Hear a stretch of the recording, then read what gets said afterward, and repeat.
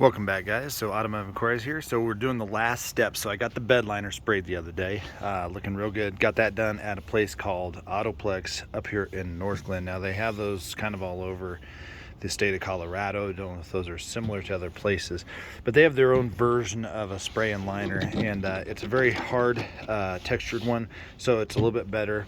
The old school Rhino liners had like a real soft rubber feel, and I've had a few of those in the past. I don't know if they've changed their composition, but at this point I like the Line-X and I like this one. This is very similar to what you get at the factory, and it's also part of a lifetime warranty that they give you. So if you're able to, you know, damage or gouge it, they'll fix it. But I've never had that happen. They did real well taking out the screws so we can still access the panels inside here. They didn't have to take anything apart on the tailgate, but what they did do is they wanted to know if it had the bed step here, which I wish I did in some respects because this thing's tall to get into. But nonetheless, if it has the bed step, typically it has like this hard plastic thing on here across the whole tailgate, so you can put your tablet in there and, you know, measure a sea bass or a 2x4 or whatever, I don't know. But so they would have very limited area to actually cover with it, so they don't do it. So if you don't have the tailgate, then you'll be able, the tailgate step, you'll be able to have it sprayed up there. Cost for this was like $570, and then there was tax.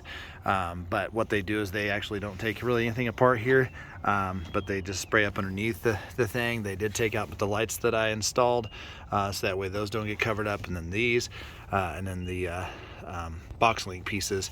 And then you can see that they did cover the bed screws, which is I like that because these will probably never come out again, and if they did, they'll just cut off the stuff and replace them. But you can kind of see that it looks real good up there with the bed holes that we put in. So stand by, let me get up in this beast. All right, now we're up in here. So there are some kits that you can do this allegedly at your house. I don't know. It sounds like a lot of caustic chemicals. I don't know if the $200 worth of savings is going to be worth all that time and sucking down those fumes, but you'll have to decide that for yourself. These came in the hitch themselves, so now we can take those off. I put them back on after I got the holes measured and everything, but that's what it looks like in here now. We're not slipping and sliding. Before, that painted bed, this one not only protects it, but if you get up in your bed a lot and you have one of those hard plastic liners, they get so slick when they get wet and icy, and these are just so, they have a good grip to them. You're not going to slip and fall down.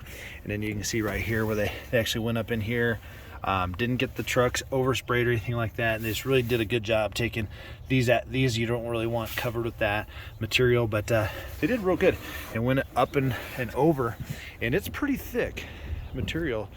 Bring you back here and show you so you can kind of see right here.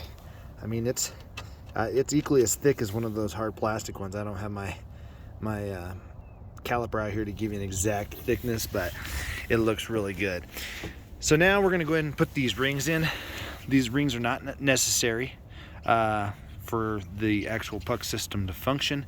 However, if you're not going to use the gooseneck, what these do is help cut down on dust, because no matter what, you put a tonneau on here or whatnot, dust is going to find its way in here at some point. So we would try and plug every hole that we possibly can. And on this, all you really got to do is just push these down a little bit, and then they'll pop into the hole. So I'm gonna get some of these started, and then we'll show you what she looks like. So this is the gooseneck hole right here. So you can see these trim pieces, they really don't have a ring on them, so they're not like the Chrysler ones. They're gonna snap down in there, but there is a tiny little lip here. Basically, you're gonna push them in there and kind of feed them around by pushing it down really hard right here and just kind of working your way around it. So this one right here, I don't use that hole, although if I was to switch to like a gooseneck, I do have the ball prep from Ford that'll drop in that hole, and then you would just take a screwdriver and pry this out. But you can see how nicely that seals it up. So let me put the rest of these rings on real quick.